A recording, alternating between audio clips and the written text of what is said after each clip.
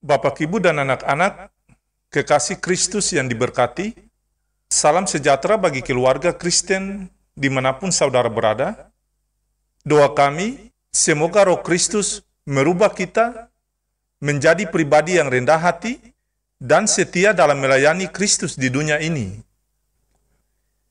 Bapak, Ibu, dan anak-anak, kekasih Kristus yang diberkati Tuhan, mari kita berdoa sebelum membaca firman Tuhan.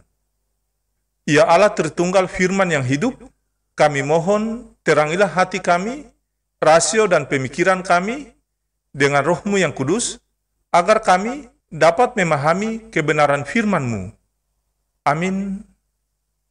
Keluarga kekasih Kristus yang diberkati, bacaan firman Tuhan di hari ini terambil dari Pertama Tesalonika pasal 4 ayat 14. Beginilah bunyi sabda firman Tuhan. Karena jikalau kita percaya bahwa Yesus telah mati dan telah bangkit, maka kita percaya juga bahwa mereka yang telah meninggal dalam Yesus akan dikumpulkan Allah bersama-sama dengan Dia. Demikianlah sabda firman Tuhan di saat ini. Tetapi hendaklah kamu menjadi pelaku firman dan bukan hanya pendengar saja. Sebab jika tidak demikian, kamu menipu diri sendiri. Amin. Bapak, Ibu, dan anak-anak, kekasih Kristus yang dikasihi dan diberkati Tuhan, santapan harian keluarga kita di hari ini berjudul Pengharapan yang Kekal. Saudaraku kekasih Kristus yang diberkati, kita pernah merasakan kehilangan orang-orang yang kita sayangi karena kematian. Baik itu sahabat, rekan kerja, bahkan orang-orang yang terdekat. Kematian seringkali datang tanpa mengenal waktu, usia, status, dan jenis kelamin. Kedukaan tidak bisa kita hindari dalam situasi seperti itu.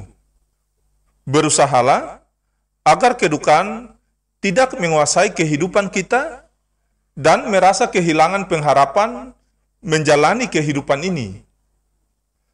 Keluarga kekasih Kristus yang dikasihi Tuhan, inilah yang Paulus sampaikan kepada jemaat di Tesalonika.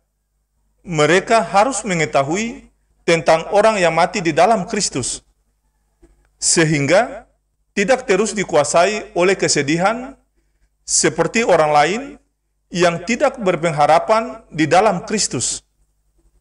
Orang yang tidak mengenal Kristus menganggap kematian sebagai suatu hal yang menakutkan dan mengerikan. Mereka tidak tahu apa yang terjadi dengan orang yang meninggal. Sebagian orang bahkan berpikir bahwa orang yang meninggal akan menjadi roh gentayangan dan dapat mengganggu orang hidup. Sebaliknya, bagi setiap orang percaya, terdapat pengharapan yang kokoh. Ketika seorang percaya meninggal, ia dikumpulkan bersama dengan Allah. Jikalau mereka percaya bahwa Kristus telah mati dan juga telah bangkit, maka mereka juga harus percaya bahwa mereka akan dikumpulkan bersama-sama dengan Kristus.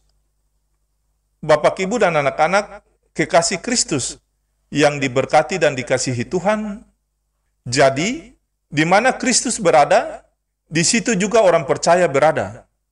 Dengan demikian, meski ada dalam kedukaan oleh karena kehilangan orang-orang yang sangat kita cintai, janganlah kita kehilangan pengharapan kepada Allah. Sebaliknya, tetaplah percaya bahwa orang-orang yang telah dahulu meninggalkan kita, di dalam kematiannya telah ada bersama-sama dengan Yesus. Merekalah yang telah ada dalam kehidupan kekal bersama Allah. Semoga kita sebagai orang percaya selalu diberikan kekuatan untuk berpengharapan penuh kepada Allah. Ya Tuhan Yesus, mampukanlah keluarga kami untuk tetap percaya, berpengharapan kepadamu dalam kedukaan kami. Kuatkan dan teguhkanlah hatimu, janganlah takut dan jangan gemetar karena mereka, Sebab Tuhan Allahmu, Dialah yang berjalan menyertai engkau, Ia tidak akan membiarkan engkau dan tidak akan meninggalkan engkau.